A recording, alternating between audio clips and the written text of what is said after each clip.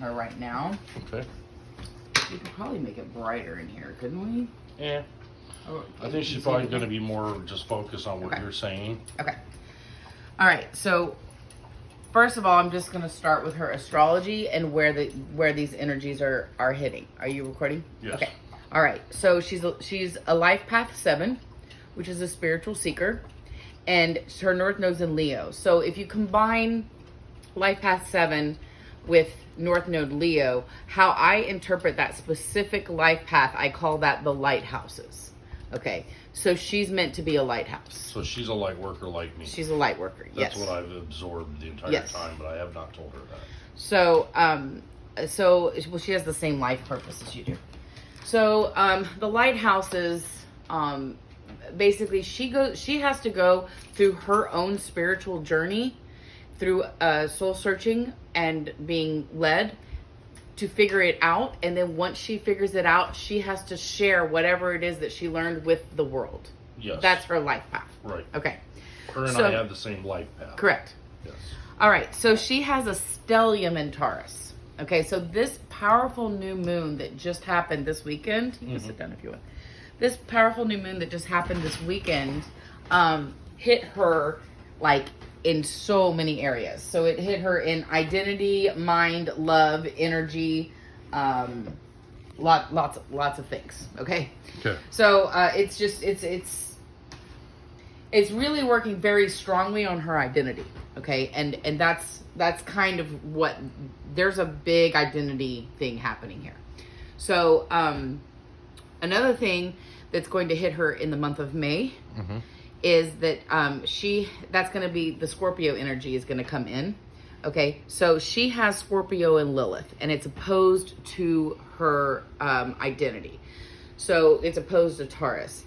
So what this basically can be interpreted as, people that have a Lilith in Scorpio, they don't like the idea of like possession or really intense intimacy. So they don't want to possess somebody, or somebody want to be possessive over them. A lot of people that are in quote unquote open relationships have Scorpio and Lilith.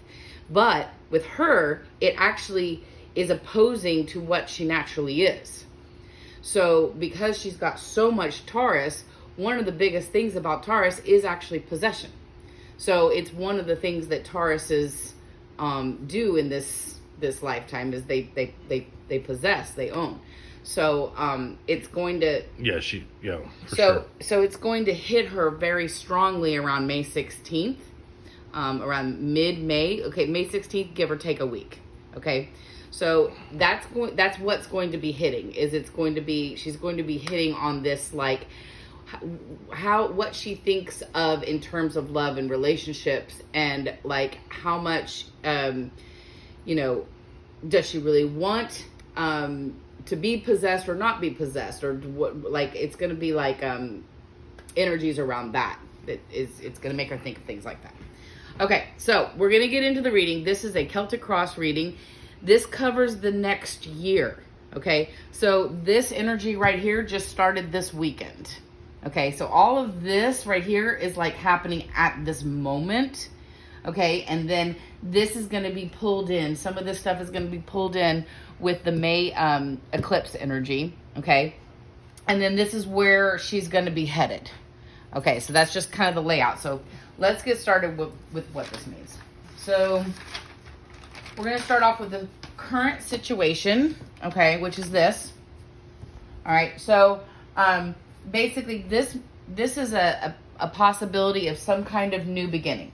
Okay, so that could be interpreted in a lot of different ways. You could have a new opportunity for a new place to live. You could have a new job. You could have a new love. You could have a new whatever. So she's presented with some kind of new opportunity on the horizon, and she needs to make a decision about it, and she's not able to. This is kind of like an energy where you're in the other tarot, and there's another deck where this person's actually blindfolded, so it's you can't really make a decision on it, and it makes you get all up in your head about something. and just a lot of worry and anxiety. Okay, so what's influencing that are these factors here. So it has to do with what's influencing it has to do with a perception that she has of herself. And that's where a lot of this is going to, okay? It has to do with how she perceives her identity or perception about herself. Okay, so she has this identity. Okay, well, first of all, what she's worried about is like in the material world, like her material foundation and security. And she sees herself as like a strong, independent, or she wants to see herself as a strong, independent woman type of energy. So she's trying to defend that. So whatever this opportunity is, it's causing, the reason she's all up in her head is it's messing with the perception that she has of herself in a way, particularly having to do with like financial success specifically. Or I should say financial security, or the foundation of her financial security. That's what's being threatened, if that makes sense. Or the perception of that could be threatened. The perception of it. Yeah. Right, and I think so, because that's what this is about. So I think it's a perception. So the best thing that she can do and this is the energy of right now, okay? So the best thing that she can do at the moment, so this is a card that you get this card when you have to reevaluate some things. So she's got to rest, first of all, okay? Especially with this card here, she needs to take a little break. So she needs to rethink some things. She needs to let go of some control, and kind of like reevaluate possibly whatever this is targeting. But really, you get this card when you need to reevaluate like your goals, your finances, your relationships, your friendships. I mean, this could be like reevaluating a lot of different things. This specifically is something that she needs to act on. So she's got to think about, she has some kind of opportunity that's just now presented to her, or will be in the very, very near future. I mean, we're talking about like this week. And it's something that she needs to act upon, okay? But it's going to make her do a lot of thinking, okay? And what she's thinking about has to do with her friendships. So this is a card of a lot of stress and anxiety. So there's a couple different ways that this can be interpreted. Either she's having a lot of stress and anxiety about this is your close friendships, or your family, or your coworkers, okay? That's this energy. It's not a love energy. So she's either her close family and friendships are causing her stress and anxiety, or she's got a lot of stress and anxiety and she needs to rely on this safety net of friendships to help her get through this. It could be interpreted either way. All right, so that's what we're dealing with right now. So she's in a space where she's extremely up in her head, or she's about to be. She's gonna be doing some reevaluation, and this reevaluation has to do with something that she needs to act on pretty quickly.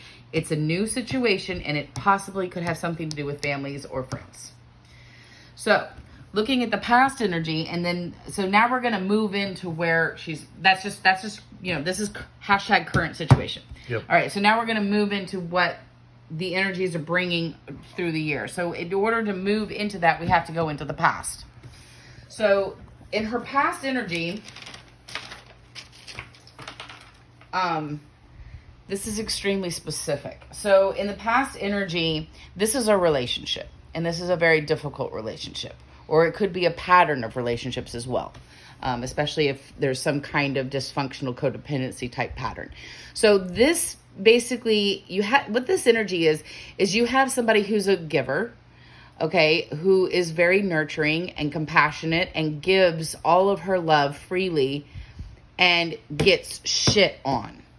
So this is just like a horrible card to get with this one. So whenever I see those two cards together, I'm like, okay, this is a toxic situation. In the past, she has given her heart and been very nurturing and very loving. She's definitely a giver, very compassionate. But there's also like, you see the youth in this card? So there's an innocence here. Okay, so this is kind of like a young, immature energy. And this innocence gets smashed with like somebody that just like, this card is somebody that really causes, this is a lot of power struggles, first of all. So there was somebody that was very controlling or dominating, a lot of power struggles happening. This is a lot of fighting, and this is a very difficult energy. This makes for a very toxic combination. So I almost want to say that this combination would be like the empath with the narcissist type of combination. Okay? Absolutely. Yep. So this is in the past though. Okay. Right. All right. So we're going to move to the near future. In the near future, and this is very, very soon. So this is probably, I forgot to mention that she also has a Scorpio in Uranus. So something in May that is very unexpected is going to happen that's going to influence her life path. And I think it's this. So this, I'm thinking, is going to be sometime in May. She's going to meet a spiritual teacher.